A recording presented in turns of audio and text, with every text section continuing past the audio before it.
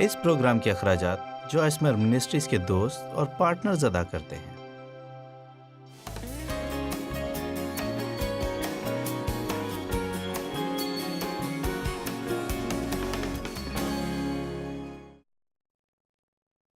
جذبات لوگوں کو خدا کی مرضی سے دور رکھ سکتے ہیں، لیکن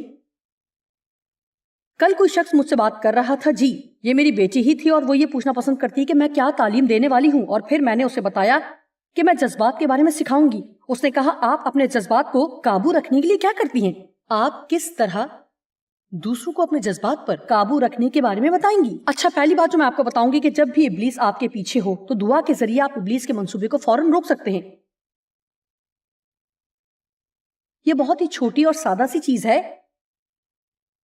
کہ صرف دعا کریں، یا بعض دفعہ جب ابلیس آپ سے جھوٹ بولے تو آپ کو بلند آواز میں کلام کا اقرار کرنا ہے۔ وہ بھاگ جائے گا، وہ نہیں چاہتا کہ آپ اس پر کلام کریں، یہاں تک کہ یہاں بھی نہیں، وہ منادی سننا پسند نہیں کرتا۔ آمین۔ لیکن آپ خود پر منادی کر سکتے ہیں۔ اس لیے جب آپ حسد کرتے ہیں، آپ ناراض ہو جاتے ہیں یا کوئی غصہ آتا ہے، آپ دعا کرتے ہیں، پہلی چیز جو آپ نے کرنی ہے کہ خدا میں ایسا محسوس کرنا نہیں چاہتی۔ جب تک یہ احساسات دور نہیں ہو جاتے خود کو قابو میں رکھنے کے لیے، میں تیری مدد چاہتی ہوں، میں تجھے جلال دینا چاہتی ہوں، نہ کہ اس کے سامنے جھکنا چاہتی ہوں۔ مجھے تیری طاقت چاہیے، میں نہیں چاہتی کہ میں آپ کو گھر بھیجوں کہ آپ خود کو بدلنے کی کوشش کریں یا اس طرح محسوس نہ کرنے کی کوشش کریں۔ میں آپ کو بتانا چاہتی ہوں کہ آپ کے اندر ہمیشہ کوئی نہ کوئی احساسات ہوں گے۔ آپ صحیح طرح سے نہیں جانتے کہ کب یہ ظاہر ہو جائیں، اور آپ بالکل نہیں جانتے کہ کب یہ احساسات آپ سے دور ہوں۔ اس لیے ہمیں اچھے جذبات سے لطف اندوز ہونا اور برے جذبات سے دور رہنا سیکھنا ہے۔ مجھے یہ پسند ہے کہ جو کچھ مجھے کرنا ہوتا ہے وہ سب کرنا میں محسوس کرتی ہوں، لیکن میں نے فیصلہ کیا ہے۔ کیا آپ کہیں گے میں نے فیصلہ کر لیا ہے؟ اب میں وہی کروں گی جو مجھے کرنا ہے، چاہے اسے کرنے کے لیے میں محسوس کروں یا نہ کروں۔ آپ میں سے کچھ، میرا مطلب کچھ کے لیے یہ بنیادی طور پر طرز زندگی کو تبدیل کرنے کے برابر ہے، کیونکہ میں بتا سکتی ہوں کہ جب آپ احساسات کے مطابق کام کرنے کے عادی ہو جاتے ہیں تو جذبات کے سامنے سر جھکا دیتے ہیں۔ اس لیے جب آپ تبدیل ہونے کی کوشش کرتے ہیں تو یہ بہت مشکل ہوتا ہے۔ میں آپ کو بتاتی ہوں کہ جس طرح میری پرورش ہوئی تھی اس کے مطابق مجھ میں کچھ مضبوط قلعے تھے۔ عزیزو، جب میں نے ایک تابعدار بیوی بننا شروع کیا اور اپنا منہ بند رکھنے کی کوشش کی اور ڈیو کے ساتھ بحث نہ کرنے کی کوشش کی تو میرے بدن میں ایک جنگ جاری تھی، جیسے کہ تیسری جنگ عظیم ہو۔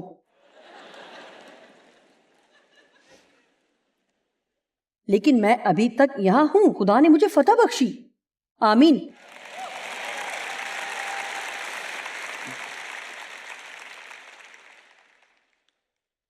فوراً دعا کریں کہ یہ ابلیس کے لیے رکاوٹ کا سبب بنے۔ اگر آپ کو مسلسل کسی چیز کے ساتھ کوئی مسئلہ ہے تو خدا کے کلام کو اسی مسئلے کے حوالے سے پڑھیں، کیونکہ خدا کے کلام میں قدرت پائی جاتی ہے کہ آپ کو تبدیل کرے۔ خدا کا کلام زور آور ہے۔ زور آور کلام کے ہر حوالے میں قدرت ہے جو کہ آج میں آپ سے بول رہی ہوں۔ یہ قدرت سے بھرپور ہے، بنیادی طور پر اس میں قدرت ہے اور یہ آپ کو بدل سکتا ہے۔ خدا کا کلام بدلتا ہے۔ ایک دن میں بیٹھی ہوئی تھی تو میں نے فوراً 40 ایسی باتیں معلوم کی جو کہ خدا کا کلام ہمارے لیے کرتا ہے۔ 40، اور یہ تمام تقریباً آپ کو زبور 119 میں مل سکتی ہیں۔ خدا کا کلام گناہ سے دور رکھتا ہے، خدا کا کلام ہمیں محفوظ رکھتا ہے، خدا کا کلام ہمیں توانا کرتا ہے، خدا کا کلام ہمیں بدلتا ہے۔ اس لیے اپنی بائبل کو ایسے نہ لیں کہ اچھا بہتر ہے کہ میں آج کا اپنا باب پڑھ لوں، کیونکہ میں نہیں چاہتی کہ خدا ناراض ہو۔ خدا کو ضرورت نہیں کہ بائبل پڑھے، وہ اسے جانتا ہے۔ وہ چاہتا ہے کہ ہم اسے اپنے لیے پڑھیں کیونکہ ہمیں اس کی ضرورت ہے، ہمیں تعلیم پانے کی ضرورت ہے۔ ہماری زندگی میں ایسے لمحات آئیں گے جب خدا خود ہمارے جذبات کو جانچے گا۔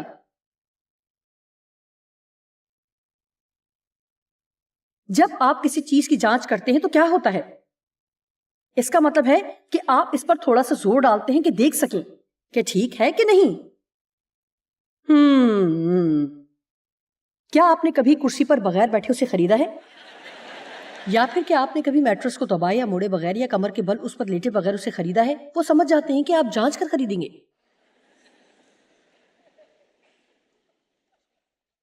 زبور 7 کی 9ویں آیت، کاش کے شریروں کی بدی کا خاتمہ ہو جائے پر صادق کو تو قیام بخش، یعنی سمجھوتا کیے بغیر تیرے ساتھ راستی میں چلتے ہیں۔ خدا کے بارے میں بات ہو رہی ہے، کیونکہ خدا دلوں اور گردوں کو جانچتا ہے، لہذا خدا ہمیں کسی معاملے میں آزمائے گا۔ خدا شاید کسی جذبے یا احساس کو جسے ہم پسند نہیں کرتے نہیں ہٹائے گا جب تک ہم اسے نہ کرنے دیں، کیونکہ وہ چاہتا ہے کہ ہم ان احساسات سے نکل کر زندگی گزاریں۔ ہو سکتا ہے کہ ہم اس کی حضوری محسوس کرنا چاہتے ہیں لیکن وہ چھپ جائے۔ کیا آپ اپنی زندگی کے ایسے حصوں سے گزرے ہیں جن میں آپ کے خیال میں تھی، میں نہیں جانتی کہ آپ کہاں ہیں؟ سنیں، مجھے یاد ہے کہ جب میں مسیح میں بچی تھی، جو مسیح میں بچے ہوتے ہیں اکثر ایسا ہی کرتے ہیں۔ مجھے یاد ہے کہ جب بھی مجھے خدا سے کلام چاہیے ہوتا تھا تو میں اس طرح سے کرتی تھی۔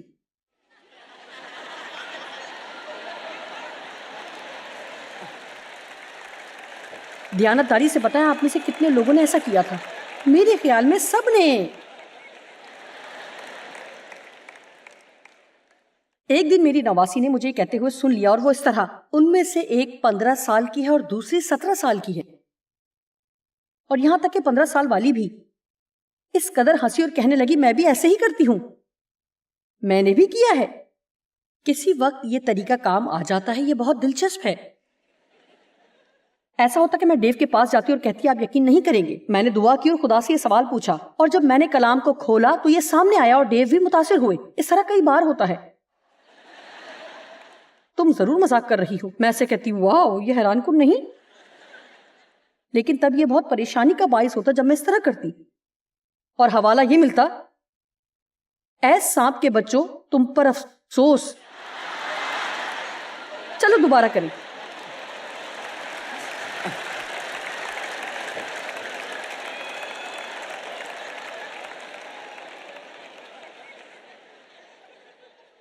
آئیں دیکھیں خدا کے ساتھ چلنے کے ابتدائی عرصے میں وہ ہمیں معجزات اور عجیب کاموں اور تصدیق کرانے سے تجربات اور ہر طرح کے جذباتی حصوں سے گزارتا ہے، لیکن وہ ہمیں ہمیشہ ہی اس طرح رہنے نہیں دے گا، کیونکہ وہ چاہتا ہے کہ ہم آنکھوں دیکھے پر نہیں بلکہ ایمان کے ذریعے رہنا سیکھیں۔ جانتے ہیں کہ جب میں دعا کرتی ہوں یا خدا کے ساتھ وقت گزارتی ہوں تو میں ایسے ہی بیٹھے خود سے یہ نہیں پوچھتی ہوں کہ کیا میں نے خدا کی حضوری محسوس کی، لیکن اب میں محسوس کرتی ہوں۔ مجھے یاد ہے کہ جب میں اور ڈیو اس طرح کی عبادات میں ہوا کرتے تھے، اور جب میں یہ کہا کرتی تھی اوہ وہاں پر جو مسا تھا وہاں پر خدا کی حضوری اس قدر زیادہ تھی اور بہت بہاؤ تھا، اور جب بعض دفعہ ہم جاتے تھے تو میں ڈیو سے کہتی تھی کیا آپ نے خدا کی حضوری محسوس کی؟ تو وہ کہتے نہیں۔ میں کہتی آپ کے ساتھ کیا مسئلہ ہے؟ دراصل مجھے معلوم نہیں تھا کہ روحانی طور پر وہ مجھ سے زیادہ بالغ تھے، کیونکہ وہ وہاں پر بیٹھے خود سے یہ سوال نہیں کرتے تھے کہ انہوں نے کیسا محسوس کیا، وہ یہ ایمان رکھتے تھے کہ خدا وہاں پر موجود تھا۔ جی ہاں، کئی دفعہ ہم یہ اندازہ لگاتے ہیں کہ کوئی شخص اتنا روحانی نہیں ہے کیونکہ جو کچھ ہم محسوس کر رہے ہیں وہ ویسا محسوس نہیں کر رہے۔ ہم اس طرح کی بے وقوفی کر سکتے ہیں۔ اوہ دیکھو میرے ہاتھوں کی طرف دیکھیں، یہ خدا ہی کر رہا ہے۔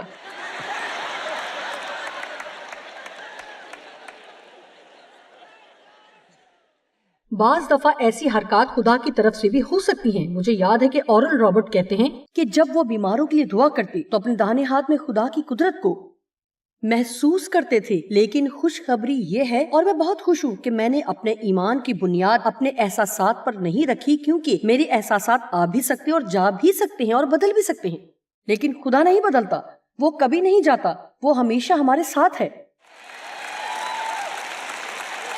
اور اگر آپ کسی چرچ کی عبادت میں یا دعائیہ گروپ میں یا کسی اور جگہ پر ہیں تو آپ نے کبھی اس کو اس لیے برا نہیں سمجھنا کہ ہر کوئی ہر طرح کے جذبات محسوس کر رہا ہے اور آپ کو کچھ محسوس نہیں ہو رہا۔ میں جانتی ہوں کہ یہ مشکل ہے اور مجھے اس کے ذریعے لوگوں کی اصلاح کرنی ہے، اور نہ کہ میں نہیں کر سکتی، مشکل ہے۔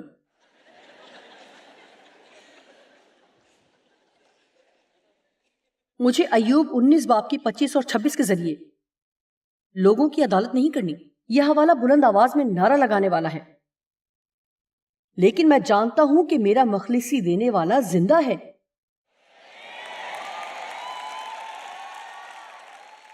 اگر مبالغہ آرائی نہ کی جائے تو ایوب نے کچھ دن یا ہو سکتا ہے شاید کچھ مہینے ایسے گزارے جو بہت برے تھے۔ بائبل میں ایوب سے زیادہ دکھ برداشت کرنے والا کوئی نہیں ملتا۔ اور اس کی بیوی نے کہا کہ خدا کی تکفیر کر اور مر جا۔ اس کے دوست اس کے خلاف ہو گئے اور اس نے کہا میں 25ویں اور 26ویں آیت آپ کے لیے پڑھنا چاہتی ہوں، لیکن میں جانتا ہوں کہ میرا مخلصی دینے والا زندہ ہے اور آخر کار وہ زمین پر کھڑا ہوگا۔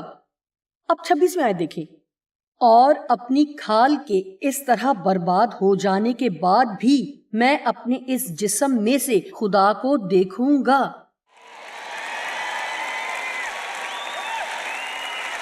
واو! اس نے یہ نہیں کہا میں محسوس کرتا ہوں، اس نے کہا میں جانتا ہوں۔ پولس نے کہا میرا مقصد یہی ہے کہ اس کو اور اس کے جی اٹھنے کی قدرت کو جانوں۔ مطلب میں جانتی ہوں کہ احساسات زبردست ہوتے ہیں۔ آج میں نے یہاں خدا کی حضوری محسوس کی اور گزشتہ رات پرستش کے دوران بھی، لیکن اگر میں محسوس نہ بھی کرتی تو بھی مجھے معلوم ہے، اور دیانتداری سے غور سے سنیں، آپ جانتے ہیں کہ جو آپ جانتے ہیں وہ اچھی طرح سے جانتے ہیں۔ میرا خیال ہے کہ جو کچھ آپ جانتے ہیں اور جو کچھ محسوس کرتے ہیں ان میں فرق نہیں بتا سکتے، کیونکہ آپ کسی چیز کی بنیاد اس پر رکھ رہے ہیں کہ آپ کیا محسوس کرتے ہیں۔ آپ پہلے ہی سے جانتے ہیں۔ میں جانتی ہوں کہ خدا مجھے پیار کرتا ہے۔ رومیو 8 کی 35 سے 39 آیت تک ایک اہم بات جسے جاننا آپ کے لیے ضروری ہے کہ خدا آپ سے پیار کرتا ہے اور وہ کبھی بھی ایسا کرنا نہیں چھوڑے گا۔ کیا میں آپ کو بتا سکتی ہوں کہ لوگوں کے لیے یہ بات ہمیشہ ہی حیران کن ہے کہ اس لمحے خدا جتنا آپ سے پیار کرتا ہے اس سے زیادہ آپ سے پیار نہیں کرے گا۔ آپ کہیں گے جب میں اچھا رویہ رکھوں گی تو زیادہ پیار کرے گا۔ خدا کی محبت کی بنیاد ہمارے رویے پر نہیں ہے، بلکہ اس پر ہے کہ وہ کون ہے اور وہ محبت ہے۔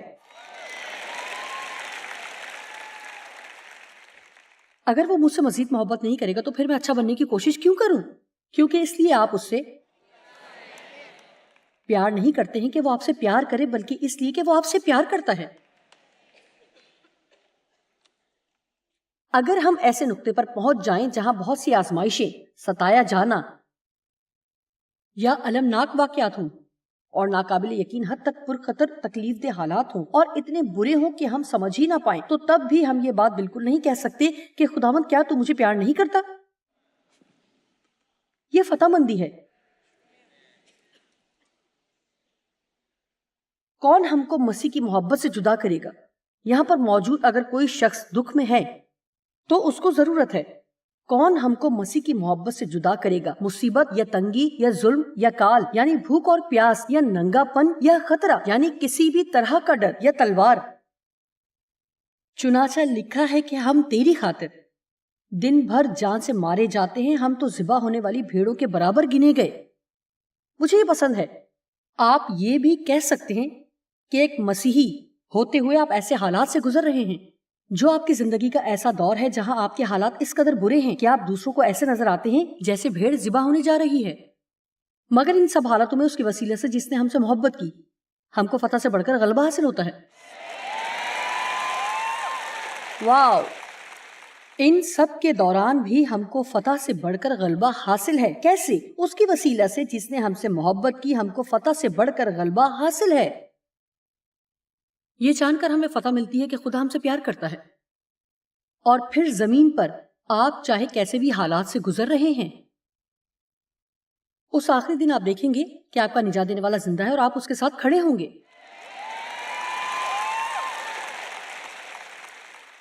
کیونکہ مجھے یقین ہے کہ خدا کی جو محبت ہمارے خداوند یسوع مسیح میں ہے اس سے ہم کو نہ موت جدا کر سکے گی، نہ زندگی، نہ فرشتے، نہ حکومتیں، نہ حال کی، نہ استقبال کی چیزیں یعنی آنے والی چیزیں، نہ قدرت، نہ بلندی، نہ پستی، نہ کوئی اور مخلوق۔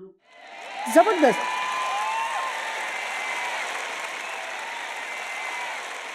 جو اس وقت مجھے ٹی وی کے ذریعے دیکھ رہے ہیں، میں ذاتی طور پر آپ سے کہوں گی کہ خدا آپ سے محبت رکھتا ہے اور آپ کو چاہتا ہے اور آپ کے ساتھ ایک گہرا اور قریبی رشتہ استوار کرنا چاہتا ہے. وہ آپ کی زندگی میں آنا اور اسے سیراب کرنا چاہتا ہے اور آپ کو اپنی حضوری سے بھرنا چاہتا ہے. وہ آپ کو سکھانا چاہتا ہے کہ ایک زبردست زندگی کیسے گزاری جائے. اگر آپ نے مسیح کو اپنا نجات دہندہ قبول نہیں کیا تو آپ کی اسکرین پر ایک نمبر چل رہا ہے جس پر آپ کال کر سکتے ہیں اور وہ آپ کو بتائیں گے کہ آپ کس طرح نئے سرے سے پیدا ہو سکتے ہیں. اور اگر آپ اس بارے میں مخلص ہیں اور نئی زندگی چاہتے ہیں تو وہ آپ کے ساتھ دعا کریں گے اور خدا آپ کی زندگی میں کام کرے گا اور آپ کو مکمل طور پر ایک نیا شخص بنا دے گا. اس لیے کال کریں، ہم آپ کی مدد کریں گے. خدا آپ سے محبت رکھتا ہے.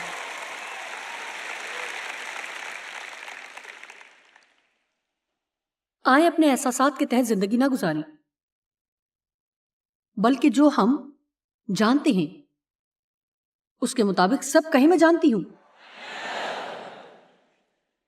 اب سنیے آخری بات جو میں آپ کو بتانا چاہتی ہوں.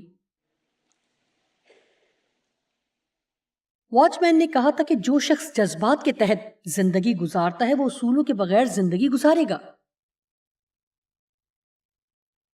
اصول کا مطلب ہے عمل اور برتاؤ کے قابل قبول طریقے. یہ وہ معیار ہے جس کے ذریعے ہم زندگی گزارتے ہیں. کیا آپ اپنی زندگی کے لیے کچھ معیار رکھتے ہیں؟ کیا آپ نے کسی حد تک کوئی لکیر کھینچی ہوئی اور کہا ہے کہ میں یہ سب نہیں کروں گی بلکہ میں وہ کروں گی، میں وہ سب کچھ ابھی نہیں کروں گی؟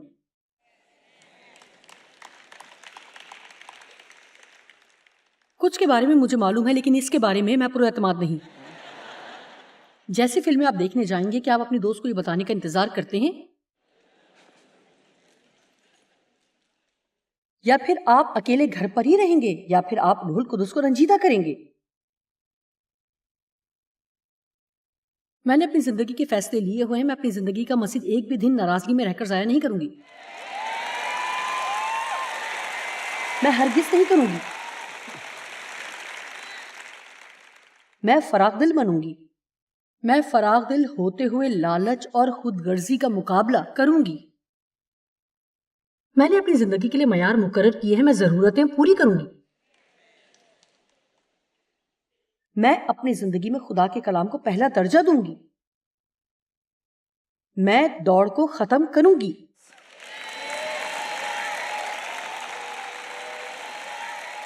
میں خدا کے فضل سے یہ کروں گی. اس کے بغیر ہم کچھ نہیں کر پاتے لیکن ہم اس کے ذریعے سب کچھ کر سکتے ہیں. اس کے لیے آپ کو ایک فیصلہ کرنا ہوگا. کلسیوں 3 میں لکھا ہے کہ اپنا ذہن تیار کریں اور پھر اس پر قائم رہیں. ایسا نہ ہو کہ جب مشکلات آئیں تو پھر ذہن بدل لیں. کیا اس سے کسی کو مدد مل رہی ہے؟ اگر کوئی اپنے جذبات کے مطابق زندگی گزارے گا وہ اصول و ضوابط کے بغیر زندہ رہے گا. اس کا مطلب ہے کہ وہ دیانتداری کے بغیر رہے گا، جس کے بارے میں آپ کو سکھانے والی ہوں. یہ بہت افسوس کی بات ہے. ہم نے گلیوں اور سڑکوں پر لوگوں سے کچھ سوالات کیے ہیں. ہم باہر جاتے ہیں اور لوگوں سے کچھ سوالات کرتے ہیں. آپ حیران ہوں گے کہ آج کل کتنے ہی ایسے لوگ ہیں جو یہ نہیں جانتے کہ دیانتداری کیا ہے. آپ ان سے پوچھ سکتے ہیں دیانتداری کیا ہے اور وہ اس طرح رد عمل کریں گے. یہ بہت افسوس کی بات ہے اور در حقیقت خطرناک بھی، کیونکہ دیانتدار شخص وہ ہیں جو کہ ایماندار ہیں. وہ ہر وقت سچ بولتے ہیں. وہ اپنے الفاظ کی پاسداری کرتے ہیں. جو کچھ وہ کہتے ہیں وہی کرتے ہیں. اگر وہ اپنی بات پوری نہیں کر سکتے تو لاپرواہ بھی نہیں ہوتے بلکہ وہ رابطہ کرتے ہیں.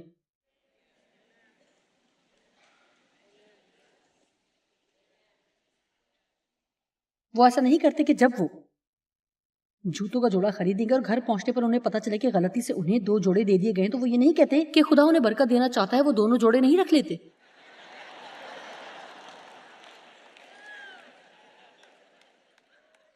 خدا کسی کی برکت چرا کر آپ کو برکت نہیں دینا چاہتا. شکریہ. دیانتداری تقریباً 30 یا 35 سال پہلے جب خدا نے ہمیں آگے بڑھنے کو کہا، اور بہت افسوس کی بات ہے اور خطرناک بھی، 5 سال تک میں نے کسی اور کے لیے کام کیا اور اب خدا نے کہا میں چاہتا ہوں کہ تم شمال، مشرق، مغرب، جنوب میں جاؤ. اور اس نے کہا یا میرے دل میں ڈالا میں چاہتی ہوں کہ تم 3 چیزیں کرو. اگر تم کرو گی تو میں برکت دوں گا. جو کچھ کرتے ہو جی جان سے کرو اور ہمیشہ ایک دیانتدار شخص بننے کی کوشش کرو.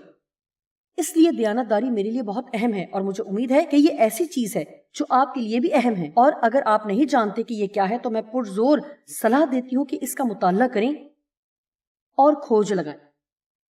اپنی بات پر قائم رہیں. جب آپ کسی سے بھی کچھ کرنے کو کہیں تو پھر وہ کام ضرور کریں. اگر آپ نے کسی سے دوبارہ کال کرنے کو کہا ہے تو لازماً دوبارہ کال کریں. لفظ دیانتداری کا مطلب ہے کاملیت اور تقسیم نہ ہونے کی حالت.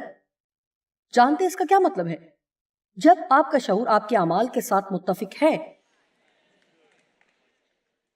اگر ہم کوئی بہتر کام نہیں کر رہے تو ہمارا شعور ہمیں کہہ رہا ہے کہ ہمیں وہ کام کرنا نہیں چاہیے. اس سے زیادہ برا عمل کوئی نہیں جب آپ وہ کرنا جاری رکھتے ہیں جس کے بارے میں آپ جانتے ہیں کہ آپ کو نہیں کرنا چاہیے. آپ کسی ایسی چیز پر بات کرتے ہیں جو آپ کو بے چین کرتی ہے. یہ وہی ہے کہ اپنے دل میں ایمان رکھنا کہ آپ کے اعمال درست ہیں. لہٰذا اب میں یہاں پر کچھ حوالہ جات کو پڑھنے کی بات ختم کرنا چاہوں گی. ہم صرف ان کو پڑھیں گے. خدا کے کلام میں دیکھتے ہیں کہ دیانتداری کس قدر اہم ہے. امثال 25:26 میں صادق کا شریر کے آگے گرنا گویا گدلا چشمہ اور ناپاک سوتا ہے. یعنی راست باز شخص کا اپنی دیانتداری سے سمجھوتا کرنا ناپاک ہونے کے برابر ہے. اگر ہم شریر لوگوں کی اس دنیا میں نکلتے ہیں اور ہم دیانتداری اور ایمانداری میں نہیں چل رہے ہوتے تو وہ کہتا ہے کہ ہم گدلے چشمے کی طرح ہیں. امثال 20:7 میں لکھا ہے راست رو صادق کے بعد یعنی وہ شخص جو راستی اور دیانتداری میں چلتا ہے اس کے بیٹے مبارک ہوتے ہیں. یعنی اس کے بیٹے بابرکت ہوتے ہیں.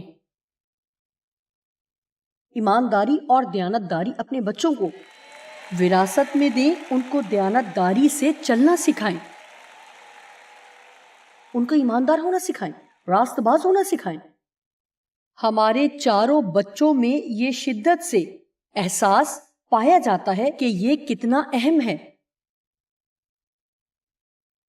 زبور 101:2 میں عقل مندی سے کامل راہ پر چلوں گا. تو میرے پاس کب آئے گا؟ گھر میں میری روش خلوص دل سے ہوگی یعنی بے الزام دل اور ایمانداری سے ہوگی. مجھے یہ آیت بہت پسند ہے. وہ کہہ رہا ہے جب مجھے کوئی بھی نہیں دیکھ رہا ہوگا تو میں وہ کروں گا جو درست ہے. جب میں گھر میں اکیلی ہوں تو میں وہ کروں گی جو درست ہے کیونکہ میں انسانوں کے لیے نہیں بلکہ خدا کے لیے زندگی گزارتی ہوں.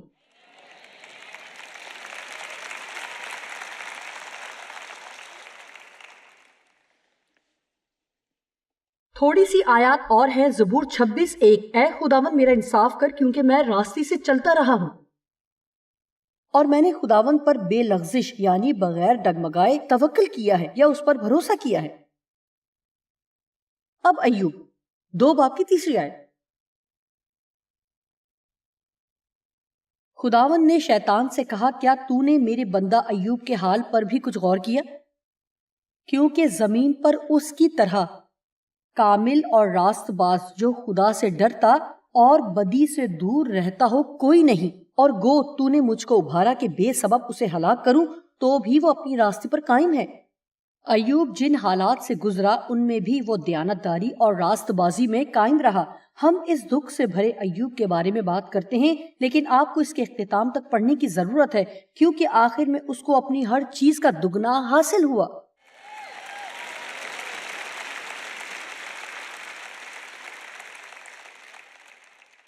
یہ بہت ہی اہم ہے کہ وہ کیا جائے جو کہ راست ہے. اگرچہ آپ ابھی درست نتائج حاصل نہیں کر رہے پھر بھی جو درست ہے وہ کرنا جاری رکھیں کیونکہ یقیناً آپ کو اجر ضرور ملے گا. میں مکاشفہ 22 باب کی 12 آیت پر ختم کروں گی جو کہ بائبل کے بالکل آخر میں ہے.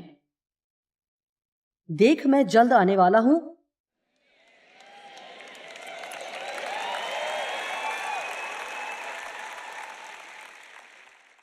اور میں اپنے ساتھ اجر اور صلہ بھی لے کر آؤں گا. ہر کسی کو اس کے اعمال کے مطابق ان کو واپس لوٹاؤں گا. دیکھ میں جلد آنے والا ہوں اور ہر ایک کے کام کے موافق دینے کے لیے اجر میرے پاس ہے. میں آپ کو بتاتی ہوں کہ اجر کا دن آنے والا ہے. اجر کا دن آنے والا ہے، اور وہ لوگ جو مشکل حالات میں بھی وہی کچھ کرتے ہیں جو درست ہے اور ایسا کرنا جاری رکھتے ہیں تو گو کہ اس زمین